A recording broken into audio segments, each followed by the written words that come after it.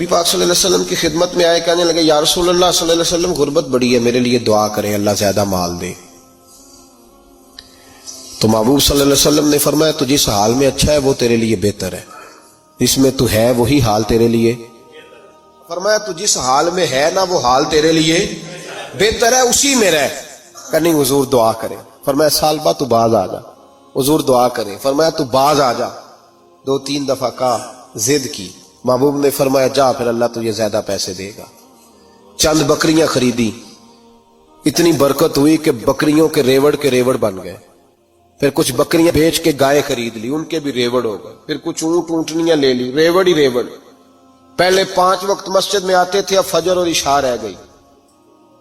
پھر مال زیادہ ہوا تو مدینے شہر میں کوئی جگہ ہی نہیں، مدینے سے باہر حویلی خریدی، پھر جمعہ ہی رہ گیا، جمعے کے جمعے آتے۔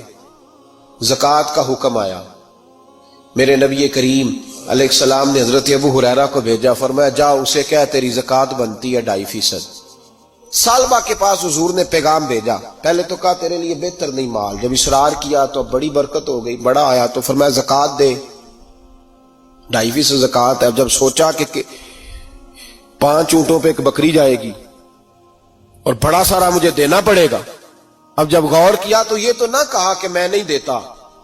حضرت ابو ہریرہ سے کہنے لگے نبی کریم علیہ السلام کی خدمت میں عرض کرنا کہ میں خود آؤں گا۔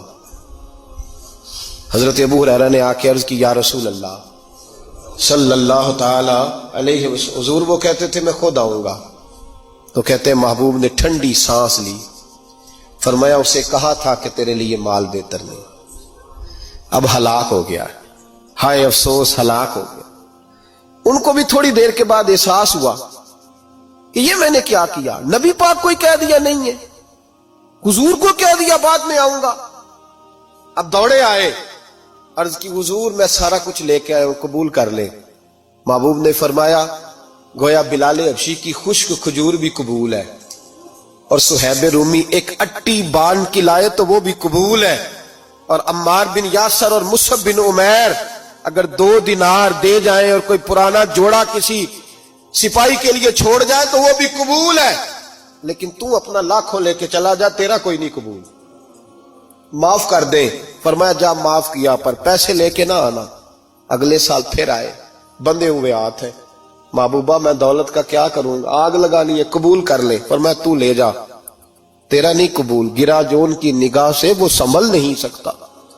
حضور نے وصال ظاہری کیا تو جناب صدیق اکبر کے پاس آئے، لاکھوں کا مال، ابو بکر قبول کر لو، تو جناب صدیق اکبر کہنے لگے اس کا کر لوں جس کا نبی نے نہیں کیا، چل جا کوئی نہیں چاہیے۔ حضرت عمر کے زمانے میں قحط پڑ گیا، بارشیں نہیں ہوتی، غلہ نہیں ملتا، حالات خراب ہے، مالی طور پہ بحران آ گیا، غربتیں، مجبوریاں، تکلیفیں، آ کے روئے، عمر میرا قبول کر لو، مجھے معافی تو مل گئی تھی نا۔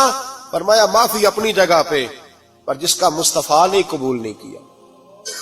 بہت سارے لوگوں کو پتہ ہی نہیں کہ ان کا قبول ہی نہیں ہوا، اور وہ الجھے ہوئے، انہیں خبر ہی نہیں کہ اصل بات کیا ہے۔ فرمایا جس کا مصطفیٰ کریم نے قبول نہیں کیا، اب ہیرے اور جواہرات بھی لے کے آئے تو بھوکے مریں گے، پر اس کا قبول، اس بات پہ راضی رہو اس حال میں اللہ نے رکھا ہوا، اس حال میں راضی رہو۔ یہ جو مصیبت ہے نا دیکھنی کہ وہ بھی میرے پاس، تمہیں کیا پتا، کبھی پوچھ تو صحیح اس سے وہ کس مصیبت کا شکار ہے، جو مالی طور پہ بڑا امیر ہے، تو اس کی طرف دیکھ کے اپنا دل برا کرتا ہے۔ بس جس حال میں رب نے رکھا ہے اس حال میں رہ۔ حضرت عثمان غنی کے زمانے میں تو وہ وصال کر گئے، لیکن بھائی تو جس حال میں تیرا رب تجھے رکھتا ہے اس حال میں رہ، تیری مالی پریشانیاں ختم ہو جائیں گی۔